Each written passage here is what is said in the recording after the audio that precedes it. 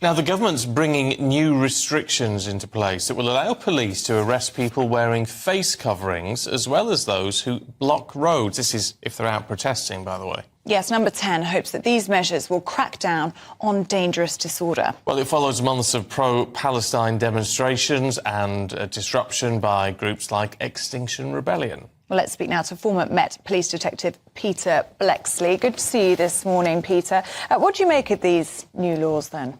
Very much needed new measures that are going to feature in the new criminal justice bill. And I boil it down to 4 letters, FFRM. That's how I remember them.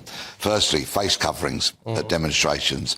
An officer will be empowered to tell you to remove a face covering.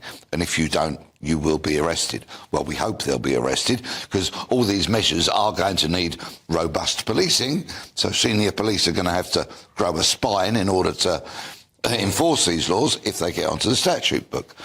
Then we have the second F, which is fireworks and other pyrotechnics, flares and the such like. We've had fireworks fired at police horses and the such like.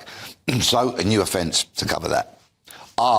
Roads. How many roads have been blocked in the last few years by protesters, and the police have sometimes been utterly ineffective in clearing them away.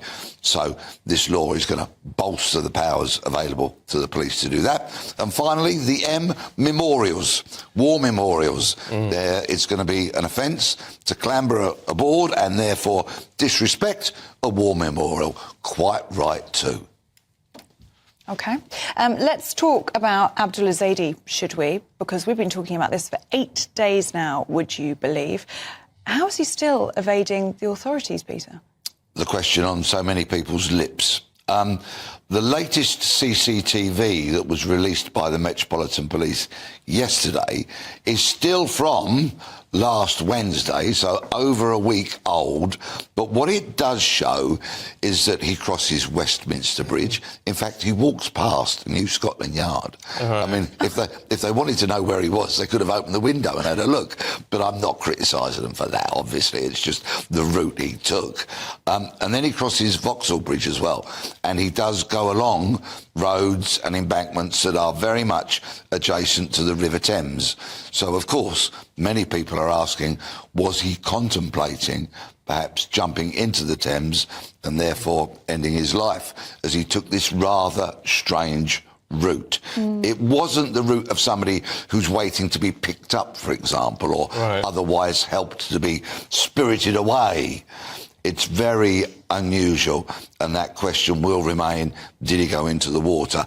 As we know, rivers, seas, oceans can often be very slow to give up their secrets. The next big option, is he being harboured? Is he being fed, watered, have a roof over his head, transported and potentially given medical aid? Because the Met, not surprisingly, many of us have been speculating about this. His injury could indeed be fatal, especially if he suffers from some kind of infection or sepsis. Yeah, but I mean, it would seem that the police have given quite a lot of credence to the idea that he may be harboured, just by the fact that they put forward this 20 grand reward. And also bearing in mind that the CCTV is over a week old. So it's not as if they're telling us that they've got him boxed in to a particular part of the city, an estate, a street, or some kind of defined area like that. It could be entirely probable that they don't have a clue. But that is what is so baffling by this, Peter. I mean, yesterday, Commander John Saville literally said that. He said, well, he could have gone north, he could have gone south, he could have gone east, he could have gone west. He doesn't seem to know. It seems to still be at that theorising stage. Yes, indeed. Or is that just what we're being told? No, I think the Metropolitan Police will be very keen to solve this, either by capturing him or saying that a body has been found, because it's still in the papers, all right, it's not on the front pages, but it's still getting a lot of airtime. We're talking about it now, of course, and they will be very keen to solve it.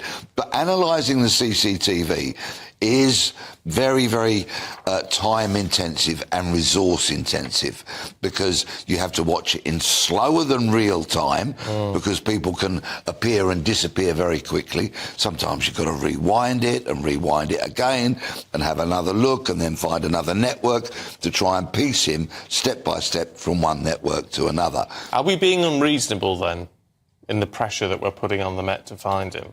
No, I think we're being entirely reasonable to ask questions. In fact, Commander Savile has thanked the media on more than one occasion for discussing the story. And here we are reminding viewers and listeners there's a £20,000 reward out there for his capture. To harbour or help him could be a very serious criminal offence, which could get people in a lot of very deep water. So I think the police will be quite happy that we're still discussing the case. OK, Peter, thank you. Thank you very much.